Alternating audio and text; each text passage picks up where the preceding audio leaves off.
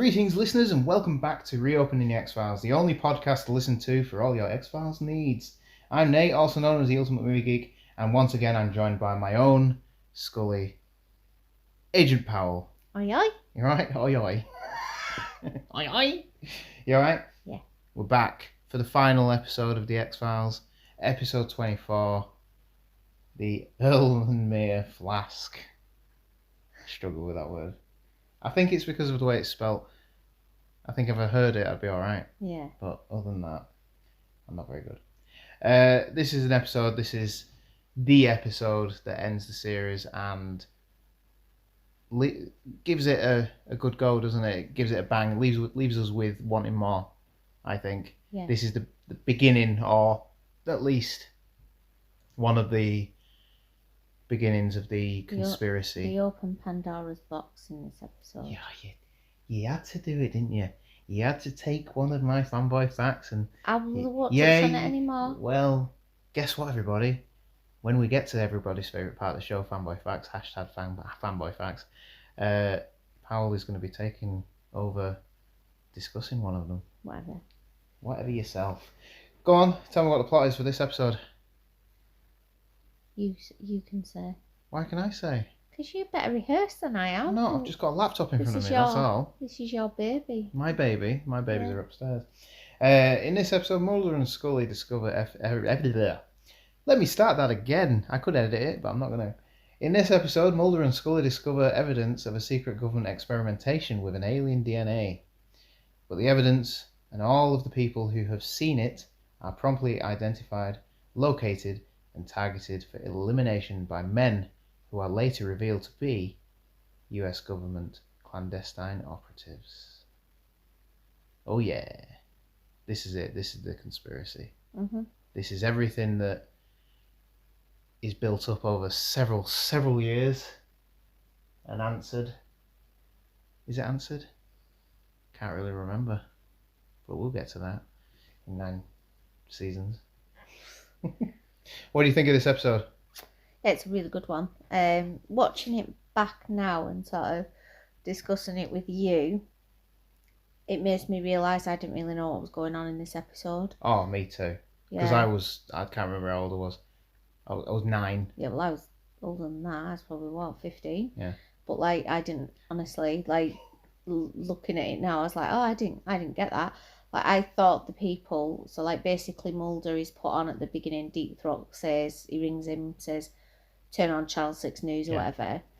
And he watches and watches and watches it. Don't really know what he's watching. He's not giving anything, is he? No, so him and Scully go down and they realise something's wrong with the car, and that's how they start tracking it all. Yeah.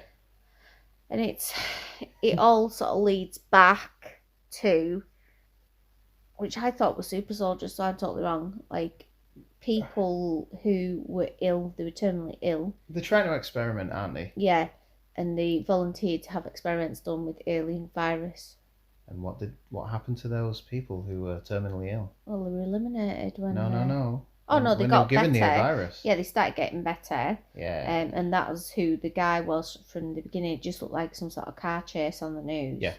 But he was one of those people. One of the doctors, isn't it? Yeah, and he jumped into sort of the river to get away, the lake, whatever it was, to get away. And he'd survived, but he has the green blood coming out. He is an alien, possibly? I can't remember, is he? Well, no, he's one of the humans who's had the stuff put on. Oh, yes, he is. Sorry, yes. So, Mulder is on the right track. He doesn't know what he's on to. And it's funny because he's sent to Zeus, can't remember what it's called, Zeus something, on Pandora Street. And he goes in and there's these bodies in flotation tanks almost. Yeah. Some of them are empty, and then some of them are full. And he's followed there when he comes out, and there's these operatives outside, and he sort of runs away from them. Yeah, because they sort of gang up on him, don't they, and chase him away. And when he comes back the next day with Scully, he's like, oh, you're never going to believe everything you think, it'll change. And they go in, there's nothing there. And Deep Throat comes and Deep Throat's there though, isn't he? Yeah, and he's they've cleared it out, you need to find the doctor before they do. And it's all very cloak and dagger, this one. Yeah. And it's the start of that whole overarching, Yes. there's conspiracies left, right and centre. Deep Throat talks about like cohorts of men within groups in the government. Yeah, And so like an overarching Yeah. government group who have different groups inside them, yeah, but also have people working for them. So it's, but I reckon that's what he's got as well, Deep Throat. Yeah. He must have all these men, and as you see it later on in other episodes with the smoking man who has his people, and then when you find out who all the people are, and they've all got different people, it's yeah, all but like when I watched this originally, I actually thought he was part of that group. who? Deep Throat. He was. Yeah, I know, but I don't think he was a senior, because when it all kicks off, like Scully has a bit of this virus. He was. She gets it tested, and then this woman is like, I can't explain it. It's not of this earth. It's bizarre. So she stays there overnight. She gives her the DNA, not sample. I can't think what it's called. But then she goes off with it, doesn't she? This information. She comes back to see her. And I'd remembered this. You did, forgot. yeah. I was like, oh no, they killed her off. And like, she's like, oh, where's Doctor whatever she's called, or Harrison. And like, oh no, she's dead. Her whole family died in a horrific car crash. Yeah. It's like, Jesus, so nobody's safe. Mulder goes to an address. He goes up in the attic because he notices there's nobody in the house. Yes. I think he hears he hears noises upstairs. And it's this guy who was one of the doctor's friends. Who guy was in the car chase, Yeah, the guy in the car chase. He'd been in the river for 3 days or whatever he said. Breathe underwater, strangely. Yeah, and I mean, he'd collapsed while he was on the phone to Mulder. He thought it was his friend. Yeah. And somebody rang an ambulance, and when he was in the back of the ambulance prior to this, that he had the green stuff, they sort of tried to inflate his lung, but I think that's a bit odd because it was his lung and not blood. But they put a needle in, didn't they, to aspirate him? I think it's just when the bleeding. Yeah. Because the cops... And then all this stuff comes out and everyone in the ambulance is taken ill. Yeah. And that's the start of all the green. Yeah. So but it is, you're right, it's like bare bones of it, isn't it? It's not fully formed in all of this. So like when the manhunter, what's it called? The hitman alien guy, who looks like Schwarzenegger, who was also in the Terminator. Oh yeah. That's when it becomes fully fledged. Yeah. In this part, it's only just. This is just the beginning, because like at the very beginning, where the cop shoots there's a car chase, and he shoots him and he dives into the river, and he's like, "I got him! I know I got him! He must be have been bleeding everywhere." And then you see on the floor. There's green stuff on the floor, but like if there was that anywhere else, they'd be struggling to breathe. Yeah. And Well, maybe it's because they're hybrids. Yeah. Because they're not fully fledged aliens. Yeah. They just got alien viruses. Scully gets in, doesn't she? Puberty control. She gets into a. She's able to get out of a. She infiltrates a secure site. And she pulls out an alien fetus. But then she obviously won't think it's an alien fetus. Well, she does. She looks like, what the hell? I know. And it does look alien. I think it looks quite bad now. It looked brilliant at the time. What do you mean it looks bad? It looks like Halloween. It's something you buy off the internet for Halloween. It's a frozen baby fetus. Well, it's not really. It is. That's how they get you, Powell. They made this series and everything in it's true. It's true, just to put you off the scent. Put you off the scent and said, look at this is Fox TV's good budget. Yeah. But yeah, it gets to the point where Scully's ready to almost believe, isn't she? Because science can't explain it, and I think that's a big thing for her. And Dr. Carpenter, who's dead, said that it was extraterrestrial. She uses the word, it can only be described as extraterrestrial. Yeah. Because it doesn't come from anywhere on this planet. But yeah, when Mulder goes after that guy and they're in the attic, he's like, look, I'm going to protect you, it's okay. Then he gets shot from behind. Yeah. Mulder's eyes he looks like he's had a anaphylactic shock reaction, doesn't he? All his eyes have swelled up and that. Not for the last time either. And they sort of, these two operative guys take, well, I think there's 3 in that scene, but they take him. Scully's at his house at 6:10 in the morning. I said I don't ever remember her being outside his house again, because she stood there. I'm sure you do see his house. Yeah, no, you do because outside. It's yes, right. Because probably just forgot. It's the episode where Mulder goes mental, and they've been drugging him, giving him LSD in his water, Right. and it's a character who's yet to be introduced. And as she's there trying to get in, buzzing because she can't get him on his phone or anything, Deep Throat rocks up and he's like, "Look, there's still evidence. We'll sort it out. We'll swap that for him." That's where she goes and gets the baby fetus, alien fetus. Saying so what? He is part of that group. He is part of the big group, and I think he is as high up. He just wants it all out in the open now. So all he can do is point Mulder in the direction of where to find all the proof. And I suppose it's 9 years worth of X-Files seasons, and it just goes to show how shit they were, because they weren't able to get any of the truth out. Yeah, but they're against a massive conspiracy, at every level. Okay. How do you get the truth out without looking like a lone gunman who you're just a crazy conspiracist? Well, that's it, isn't it? But at the end of the episode shows you they're on the bridge, and that's where the Deep Throat Scully's driving off and gets it. Well, she gets in a car, doesn't she? And the other guy, the crew cut guy, goes past. Yeah. He hands over the thingy, the fetus Deep Throat, and then he shoots Deep Throat. Yeah, it's funny because she clocks him. She clocks the crew cut guy, and he does come back in a later episode, which is quite. So she knows who he is. Good, yeah. And then they roll Mulder out, and you just think, well, why would they just kill them all? Mulder out? Why not just kill them all? Because we don't know yet. Yeah. And probably they didn't know at the time. Yeah. But we know who is actually in control. We know why not kill them all, because there wouldn't be a series. There wouldn't be a series, no. In theory, but even those types of people would kill anybody. But even so, at the end of the episode, Mulder contacts Scully and says that they've closed the X-Files. Yeah. So, the end of the series, you have no X-Files. Yeah. So there is going to be a series. And you don't know where it's going to go from there. It is a bit of a cliffhanger for a second series. Yeah, so but I was surprised because, watching it again, I didn't realise he got killed off so early. I know he does. No, I didn't. I thought it was season 2. They do flashbacks, don't they? And then him coming back as the not shapeshifters, can't think what they're called, these Arnie guy. Oh my god, I can't think what they're called, but and he sort of is one of them, isn't he, in the chair, and he changes into different people. So I know he just come back, but I was a bit shocked. I was like, oh god. I thought he was around much longer. I did, yeah. Well, he had an episode named after him as well, so... Yeah.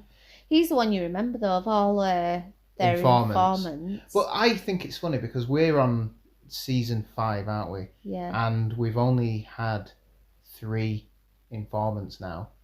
Yeah. One's been... He was very grumpy, wasn't he? Very, irate. He's angry at life. He needs therapy. Yeah. And then the woman from Walking Dead. Yeah, her voice. She's very, very, very, very pretty, but everything she says is it's like she's masking she's almost an accent. Like a robot. Yeah, it's like she's masking an accent or something. She's really thinking about how she's pronouncing the words. Do you know what I mean? The name was something Rubius or something like that, wasn't it? I can't remember what name. Oh God, I don't know. Marita, wasn't it? Oh. Covarrubias. Right. There you go. Wow. How good am I? And I haven't even looked that up. Walking Dead for now. No, not in real life, in the series. This is it's a good one. It is a good one. It's integral to everything else. Yeah. So you've got to. Yeah. But I have to say, watching it, I thought they were clones. In the thing, in the tanks. So that missed me. I thought they were clones or super soldiers and. Go back and re-watch, because you do pick a lot more stuff up. Yeah, there was stuff. Even now, though, there's some stuff that goes over my head. I think, Christ, what are they on about? What are they on about? Because it is very, innit? Some of it is very full on. Very. Yeah. No, it's good one. It is a very good one, and it just shows where the series can go, I think. Yeah. And I think that this is the standard that we get throughout. So, should we get to our everybody's favourite part of the show? Yeah. Fanboy Facts. It's Fanboy Facts time. And there's a lot for this series. Cool. Episode. Series? What's in the whole series? I don't know. This one. The fact that the lab is in Pandora Street is a clear reference of the myth of Pandora's box, where all humanity's evils were contained and then unleashed Mm-hmm. to show that Mulder is about to open Pandora's box. Well, you ruined it for me. Sorry. So, whatever. Sorry. Ruined it. We'll get to the one where you're going to take over in a minute. At the beginning of the segment, Mulder is watching Journey to the Centre of the Earth, starring Pat Boone and James Mason. That's when Deep Throat calls him up. Did you know that Sam Neill based himself on James Mason? I think he was not taught by him, but I can't remember along those lines. And if you listen to how Sam Neill acts, he's very James Mason. Right, no, like a prodigy, I think. Yeah. Something like that, anyway. Can't remember. The idea of toxic blood came from a real incident Chris Carter remembered about a woman called Gloria Ramirez. But I'll let you take this one. Over to you, Powell. Yeah, I know this one because I read all these like useless facts and strange things. And it was an incident. I think it was in the 80s, but I'm not sure. Find out if you want. And it was a poor lady who was only quite young, I think in the early 30s, and she had found out she had really late cervical cancer, so she was terminally ill. 1994. Yeah. Same year. And she was taken to A&E one night. She was really unwell, and the doctors, nurses, the people in the A&E department were treating her. And sort of one by one, they all started like falling like flies, being ill, having muscle spasms, one was really poorly. Yeah. And they couldn't explain it. The lady had advanced cervical cancer and actually died from complications from it. Yeah. But they said her body had a strange aroma and a sheen to it, almost like she had something on. Yeah. The story I've read more recently says she tried to treat it with It's called dimethyl sulfoxide. Yeah, but treatment for pain. It was like a cream. So like say we'd used Nivea or something it's like one of those, but the one she used was a really enhanced version of it. So she was really lathering herself up to try and take this pain away and help. But part of the reaction, it was too, whatever it's got in it. It converted into dimethyl sulfate, an extremely poisonous and highly carcinogenic alkylating agent. Yeah, and that's what obviously helped speed her, unfortunate death, but actually nearly killed some of the A&E people who treated her. So it's quite not cool, but interesting that he took something that actually happened and it's quite a bit of an X-file in itself that something like that can happen, and then turn it into something that lasts for nine seasons. Yeah. No, it's he's taken sort of a tragic thing from real life that they couldn't explain at the time and sort of to be honest though, what I've read about it, and that's after I started reading about it and I asked you about it and you just reamed off all this information. I was like reading it at the same time as you were telling me, but even though it's been endorsed by Riverside Coroner's Office, bloody hell, Forensic Science International Journal, it's still a matter of debate in the science community about what actually happened. It's got to be something like that, though, doesn't it? The poor lady had cancer. There was, But it just shows that we're all just chemicals and that, and if you just add or take away something, things go wrong. And plus, you've got to think she was probably on all kinds of medicines, and she'd maybe have chemo or whatever she'd had. It's really sad, but they've taken it, and I'm full of stuff like that. I know all these weird little things that have happened, and I'm like about mysteries and weird stuff that's gone on. I was reading it, and I'm pretty sure you probably told me about it before. Yeah. And then I asked you, and you just told me. Oh, that's funny. But let's get on. The purity control sample Mulder finds in the lab and gives to Scully is actually in an Erlenmeyer Flask. Hence the title. Oh, it's easy for you to say. Yeah, it is. Not. However, a flask for biological samples would have had a screw cap closure, not a ground glass stopper, like the prop used in the episode. The latter type of stopper can't protect biological samples from contamination by environmental bacteria So it's just a bit of a goof on the Yeah. X-Files. Do you know what I mean, though? We'll give them a break. None of us work in these chemical labs But to and be fair, biological labs. you're getting a cool name like that, aren't you? Like the Erlenmeyer Flask. Got it! Got it, I got it. During its time in Canada for the first 5 years, the series, the climax of each season would be directed by R.W. Goodwin, who directed this episode. So all the season finales were directed by the same guy. Yeah. Person. Didn't know that. I wanted to have a look at this. I missed it when we were rewatching it. At 20 minutes and 51 seconds, the filmmakers perform a dolly zoom in camera effect on Mulder. Like best example in like Jaws, where Brody is sitting there and he sees something out to sea. You know what I mean? Yeah, in the background Yeah. goes. Well, the one I prefer is out of Poltergeist, where she's trying to get to the kids' room running along the long corridor. Yeah, the corridor's that's extending. The one that stand out to me. Yeah, I know that. Oh, Poltergeist. One of the first scary films I saw as a kid. Gave me nightmares for weeks. Can't remember where I'm at now. Ken Kramer, the doctor in the lab in this episode, is a recurring actor in the series, this being his first of 3 different appearances. The closing scenes are almost identical to the closing scenes of the very first episode, pilot episode. Scully is in bed, sees her digital clock turn from 11:21 to 11:22. Mulder calls and they talk. The scene cuts to the cigarette-smoking man, who places the objects in the vast Pentagon vault. Both episodes end with the door of the vault slamming shut and the camera showing the sign on the door. In case of fire or emergency, know your exits. Pentagon evacuation procedure. Which is also a callback to Indiana Jones. Raiders of the Lost Ark.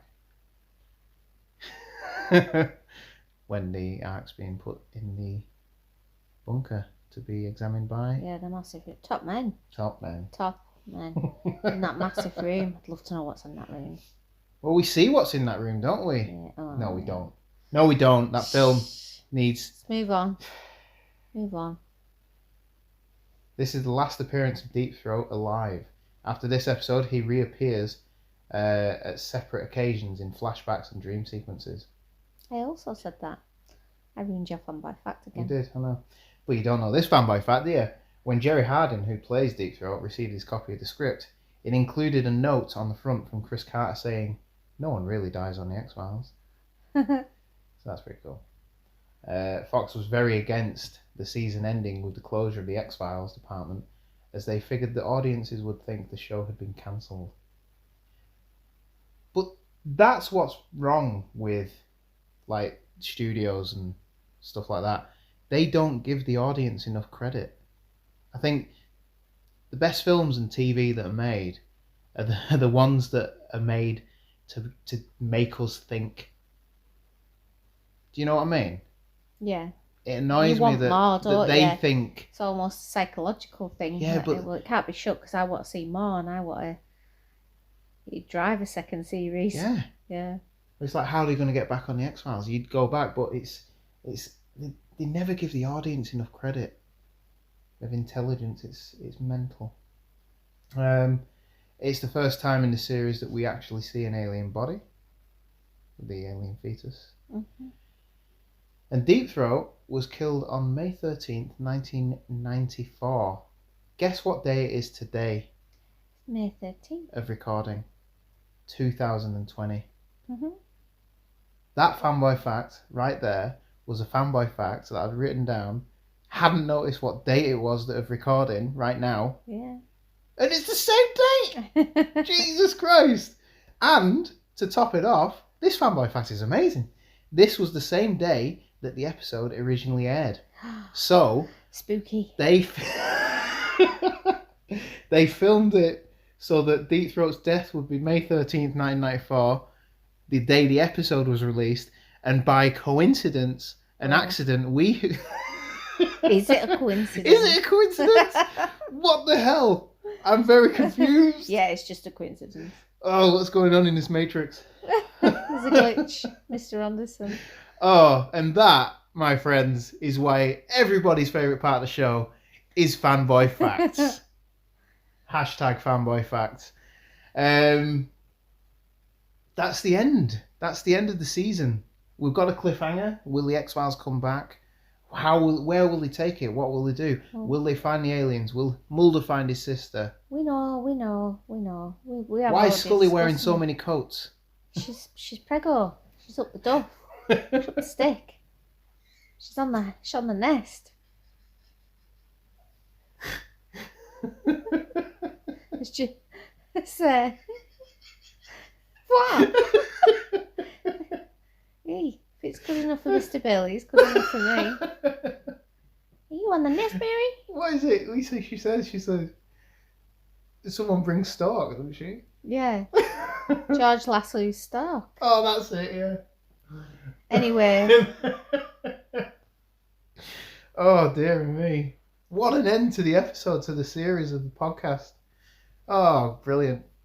So, tomorrow we will be recording our live episode of the season overview. We'll see. Of season 1. It will probably only be it's only going to be a quick one. a few minutes long. But we're going to try it. It'll be on the YouTube channel at Ultimate Movie Geek. I've never done a live stream before.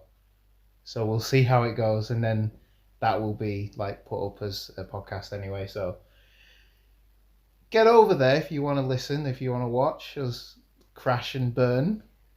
Oh, thanks for that. Yeah. I'm talking about selling yourself. I'm talking about me. And yeah, thanks for listening to 24 episodes of this podcast, Reopening the X-Files. You deserve a medal, kids. You do deserve a medal. We're gonna go on and do some more. I think we're gonna go and do season 2. We'll see. We'll see. It's still a we'll see. But yeah, thanks for, because I've been able to follow the stats, and it like I said, we've said it before. It's interesting to see where people are listening to us. We're in a small English town in the north of England, and people all over the world are listening, and it's mental. So thank you for listening and listening to our ramblings. Ramblings, and sometimes fanboy facts that are wrong. They're not wrong. They're not. They're amazing. You just probably don't say them right. That's probably true. Yeah, but you know what I can say, right? Go on. Can't say it again. The Erlenmeyer Flask. There you go. Got it. No, thank you very much, and we will see you tomorrow for the final season overview. And remember, look to the stars, because you never know what you might see. We saw something the other night. The truth is out there. I made this.